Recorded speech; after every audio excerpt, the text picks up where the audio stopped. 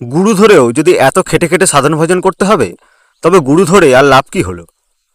সৎসঙ্গ আশ্রমে এক জেলখাটা আসামি। শ্রী আচার্যদেব বললেন ফোনে নতুন সিম নিতে। কিন্তু কেন? জানতে হলে ভিডিওটি দেখতে থাকুন। এক সময়ের কৃতি ছাত্র, আজ বন্ধুদের পাল্লায় পড়ে সাইবার ক্রাইম করে জেলখাটা আসামি, তার উপর ড্রাগ অ্যাডিক্টেড। বাবা মায়ের মুখ উদ্বিগ্ন। শ্রী আচার্যদেব বললেন, সঙ্গ নির্বাচন সঠিক না হলে সবচেয়ে বেশি বিপদে পড়ে মানুষ। তুই ওদের নম্বরগুলো ডিলিট করে ফোনে নতুন সিম ভরে নিবি, না হলে ওরা আবার তোকে বিপদগামী করবে। কিন্তু মহেশতলা থেকে এসেছেন এক মা, তার খুব রাগ। তাকে দেখা মাত্রই আচার্যদেব বললেন, এই তোর মাথা ঠান্ডা হলো? কবে তোর রাগ কমবে রে? হাসতে হাসতে বললেন, আমায় ডেট বলে যা, কবে তোর রাগ কমবে। সে তখন বলেই ফেলল, রাগ কমে গেছে, কিন্তু এখন বড় কান্না পায়। তখন আচার্যদেব তাকে বললেন, খুব ভালো, গরম কমলেই তো বৃষ্টি নামে। এক দাদাকে জিজ্ঞেস করলেন আচার্যদেব, যাজন হচ্ছে? আজ্ঞে। কীরকম, নতুন টুথপেস্টের মতন না শেষের দিকে টুথপেস্টের মতন? শেষের দিকে টুথপেস্ট সহজে বেরোতে চায় না, দেখেছেন? শ্রী আচার্যদেব বলেন, আমরা সংসারে যখন থাকি, ঘর সংসার সব নিয়ে একটা আবদ্ধতার মধ্যে পড়ে যাই। যেমন আমার যা কিছু উপার্জন পরিবারের জন্য, সেটাই তাদের খাদ্য সংগ্রহের উপায়। তাই আমার জীবনের সিংহভাগটাই সেই কাজে ব্যয় হতে থাকে। আর এইভাবেই নিজের অজান্তে একটু একটু করে আমি একটা উপার্জনের যন্ত্রে পরিণত হয়ে গেলাম। সবার প্রয়োজন পূরণের যন্ত্র হয়ে যাচ্ছি এইভাবেই। কারণ আমি জেনেছি, সংসারের সম্পর্কগুলোকে ঠিক রাখতে হলে আগে সম্পদের আহরণ কী করে করা যায় তার খোঁজ করে চলতে হবে। তাহলে সম্পদ আর সম্পর্ক, এই দুটোই আমাকে চেপে ধরেছে। কিন্তু আমি তো একটা জীবন্ত মানুষ, আমারও তো একটা ইচ্ছা আকাঙ্ক্ষা আছে। তাই সংসারের চাহিদা, আশা, আকাঙ্ক্ষা পূরণ করতে করতে আমার জীবনটা নষ্ট হয়ে যাচ্ছে না? আমি যে জন্য বেঁচে আছি, আমার ভিতরে যেসব ইচ্ছা আছে, তার খোঁজ তো আমার কাছে নেই। আমারও তো এই রক্তমাংসের জীবনে ওই মহামানবদের জীবনের উপলব্ধ অনন্ত সুখ, প্রেম, ভালোবাসা ইত্যাদি সব কিছু উপলব্ধি করার একটা অধিকার তো আছেই। অথচ গুটি পোকার মতো নিজের চারিদিকে চাহিদার পাকে পাকে জড়িয়ে আবদ্ধ করে ফেলছি নিজেকে। এই জন্য তো আমি আসিনি। মানুষের কাছে না গেলে মানুষকে ভালোবাসা যায় না, আর মানুষকে ভালো না বাসলে ঈশ্বরকে ভালোবাসা তো দূরের কথা। তাই প্রতিটা দাদা মায়েরা আপনারা একটা দিন করে বেরোবেন, ঠাকুরের কাজ করবেন। দেখবেন জীবনটা গুটি পোকার এই জ্বর থেকে একটু একটু করে বেরিয়ে আসছে। আমাদের মনটা হলো রেলগাড়ির মতন, কখনো সে সামনের দিকে এগোয়, কখনো পিছনের দিকে। সামনের দিকে এগোয় মানে সে দিনরাত ভবিষ্যতের কথা ভেবে চলেছে, আর পিছনের দিকে মানে সে তখন বর্তমানে নেই, ভাবছে পিছনের কথা। তাহলে পূর্ণভাবে সে কখনোই বর্তমানে থাকছে না। ওই সংসারের চিন্তা তাকে বর্তমানের উপলব্ধি থেকে সরিয়ে দিয়ে সবসময় অর্ধেক করে বাঁচিয়ে রাখছে।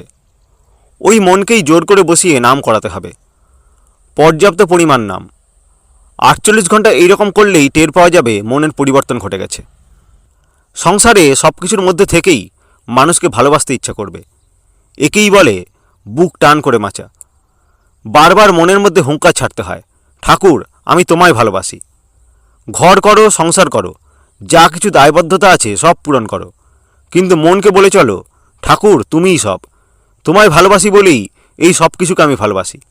দেখবে এই সংসারটাই কেমন করে দায় থেকে মুক্ত হয়ে লক্ষ্য পূরণের আনন্দে নেচে উঠছে। তোমায় ভালোবাসি বলেই এই সব কিছুকে আমি ভালোবাসি।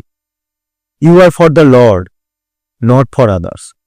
You are for the lord and so for others. সর্বাগ্রে তুমি ঈশ্বরের, আর কারো নয়। যেহেতু তুমি ঈশ্বরে, তাই তুমি সকলের। সব কিছু তাঁর, এটা ভেবে চললে, কাজ করলে সব দায় ঘুচে যায়। একদিন শ্রী ঠাকুর বলেছিলেন, অনেকেই বলে আর সাধন ভজন করতে পারি না। যদি খেটে খেটে সাধন ভজনই করতে হবে, তবে সদ্গুরুর কাছে এসে লাভটা কী হলো? দেখুন, সদ্গুরুর কাছে এসে সত্য সত্যিই বহু লাভ আছে। বহু জন্মের কাজ এক জন্মে হয়ে যেতে পারে। তবে একেবারে কিছু না করলে কি হবে? তাঁর প্রতি দৃঢ় বিশ্বাস করে আজ্ঞা পালন করতে হবে তো। তবে সদ্গুরু লাভ হলে বিনা সাধন ভজনেও হতে পারে, কিন্তু তাহলে সেই রামকৃষ্ণ ঠাকুরের কথা বকলমা দিতে হয়, অর্থাৎ সম্পূর্ণভাবে তাঁর চরণে আত্মসমর্পণ করতে হয়। সেইরূপ আত্মসমর্পণ করলে সাধন ভজন না করলেও চলতে পারে, কিন্তু তাতে নিজস্ব বলে আর কিছু রাখতে বা ভাবতেই পারবে না। যেমন ছেলেটির মৃত্যু হলেও কাঁদতে পারবে না, ঠিক এমনতর হতে হবে। ঠাকুর একবার বলেছিলেন আলোচনা প্রসঙ্গের প্রধান অনুলেখক প্রফুল্ল কুমার দাসকে, শিশু যেমন মায়ের কোলে নিশ্চিন্তে আনন্দে থাকে, ইষ্টসর্বস্ব হয়ে ওইভাবে কর্মঠ চলনে চলতে হয়। এতে ভক্তি, মুক্তি, যোগ সবই সিদ্ধ হয়।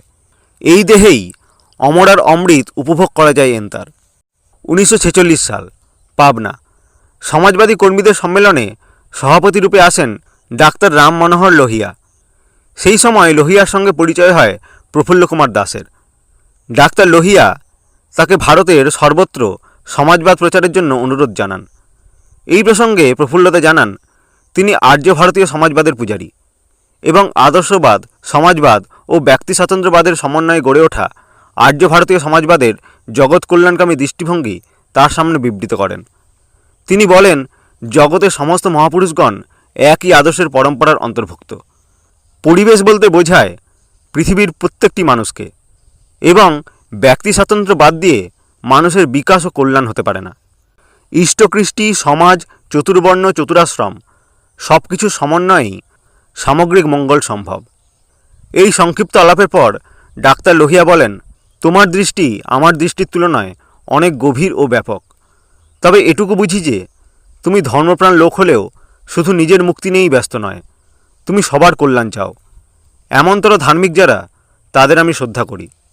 পরে এক স্থানীয় যুবনেতা লোহিয়াকে বলেন, অধ্যাপক দাস শ্রী শ্রী ঠাকুর অনুকূলচন্দ্রের সেবক, এবং তার প্রধান কথা হচ্ছে ধর্ম মানে সপরিবেশ বাঁচাবাড়া, এবং উনার গুরুর কথাই উনি বলেছেন। একথা শুনে ডাক্তার লোহিয়া শ্রী শ্রী ঠাকুরের প্রতি গভীর শ্রদ্ধা প্রকাশ করেন।